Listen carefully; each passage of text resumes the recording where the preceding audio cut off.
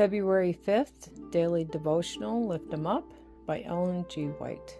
God's love expressed in creation.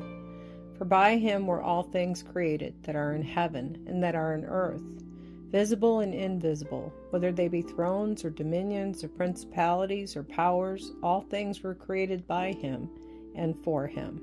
Colossians chapter 1, verse 16. God is love. 1 John chapter 4, verse 16. His nature, his law, is love.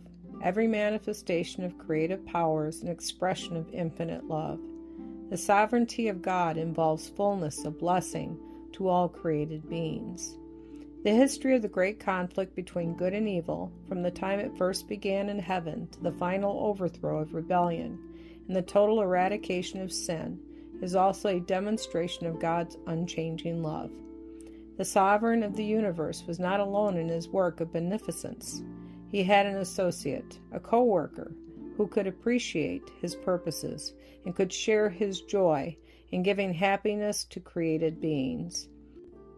In the beginning was the Word, and the Word was with God, and the Word was God. The same was in the beginning with God. John chapter 1, verses 1 and 2. Christ the Word, the only begotten of God, was one with the eternal Father, one in nature and character and purpose, the only being that could enter into all the counsels and purposes of God. His name shall be called Wonderful, Counselor, the Mighty God, the Everlasting Father, the Prince of Peace. Isaiah chapter 9, verse 6. The Father wrought by his Son in the creation of all heavenly beings. By him were all things created, whether they be thrones or dominions or principalities or powers, all things were created by him and for him. Colossians chapter 1, verse 16. Angels are God's ministers, radiant with light, ever flowing from his presence, and speeding on rapid wing to execute his will. But the Son, the anointed of God, the express image of his person, the brightness of his glory, upholding all things by the word of his power, holds supremacy over them all. Hebrews chapter 1, verse 3. The law of love being the foundation of the government of God, the happiness of all intelligent beings depends upon their perfect accord with its great principles of righteousness. God desires from all his creatures the service of love, service that springs from an appreciation of his character.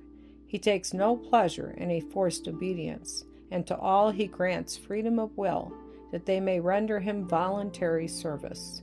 So long as all created beings acknowledge the allegiance of love, there was perfect harmony throughout the universe of God. It was the joy of the heavenly host to fulfill the purpose of their Creator. They delighted in reflecting his glory and showing forth his praise.